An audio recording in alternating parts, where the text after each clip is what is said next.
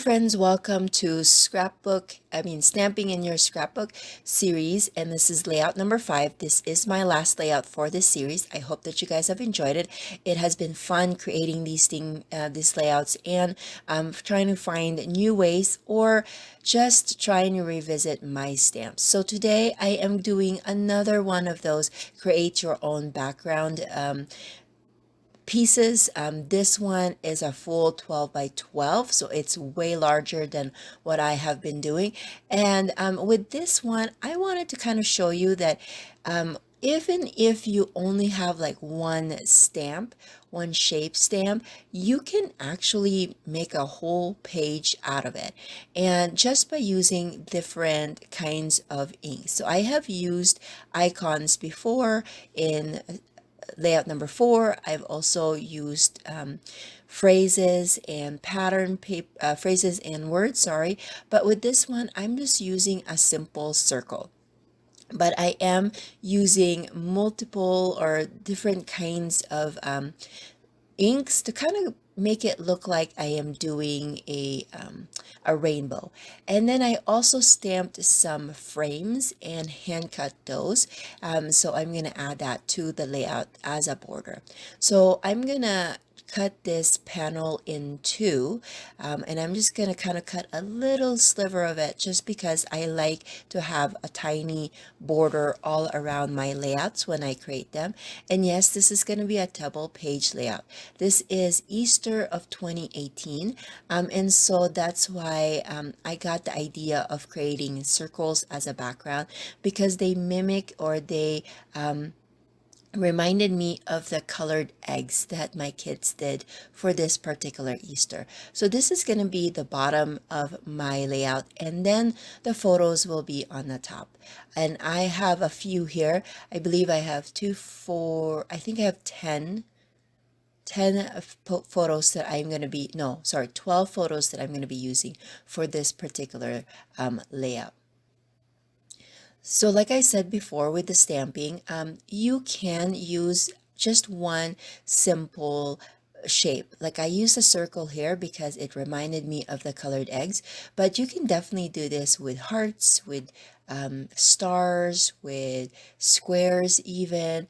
And I just love the ability or the options that we can have for stamps. So if you have stamps and it's just kind of sitting there, I hope that this series will help you to revisit them.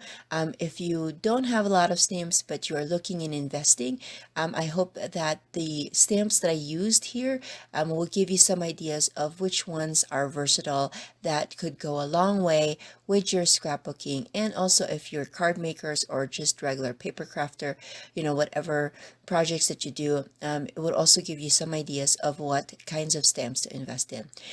So I did leave 2 3x4 panels on that top piece because I wanted a place to put my journaling, and also just a plain or just another blank space, so I can add a few more things. Like with the other layouts that I have been doing, I did pre-cut my title, and I am doing that kind of shadow effect, but instead of just using a single color for the word Easter, I actually did a rainbow to match the rainbow paper as well. So you can see that I have the red, orange, yellow, green, blue, and violet here. So I did that one, and I'm going to use the white as the front, just because the background is really busy. But I did cut the word celebration with brown just to kind of have a neutral color there.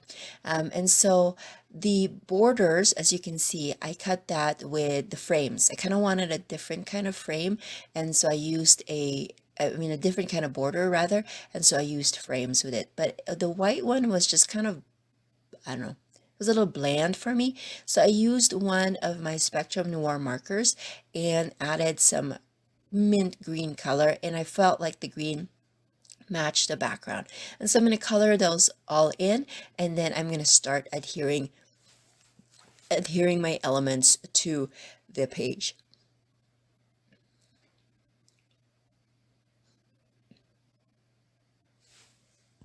And I'm not going to show everything, all the coloring and all of the adhering that I plan on doing with this layout, but I am going to give you just a little bit of what just showing you a little bit of the coloring there. Now, before I move on to adhering everything, I noticed that those two photos that's on the bottom left are kind of getting a little bit lost because of the busyness of the background. So I decided to pull out my scrap binder or folder, and I did a video of this already. So I will try to remember to to put a link in the description box below for that particular video so you can see how I organize that and the products that I use. So I was thinking of matting those, but I was thinking maybe black would be better instead of a pattern paper, but I just felt like that black was just too stark, especially with this particular photo. So I'm going to opt in and use this pink pattern paper instead. And I liked how that turned out because there's a little bit of difference between the photo and the mat, and also a difference between the matting and also the pattern paper that is behind that. So I'm just going to go ahead and trim all of that. I did pull out a few more pinks because I need a background for those two 3x4 panels that I left on the top. Remember, I'm leaving that space. I didn't put any photos in there because I wanted that space for my journaling and also just a little blog so I can add some embellishment to it. And so I have this piece of pink that I thought was a nice pink that could go with the background. I could also have used yellow, but I don't know. I was just feeling that pink was nice. So as you can see, this is a scrap paper. So there's a little bit of that paper that is already cut apart, but I'm not going to fret too much about it because that's going to be covered up with my journaling. I just got to make sure that I position my journaling specifically where that kind of notch or that empty space is, and nobody would know that that's a piece and that there's a little bit of that pink that's not there anymore.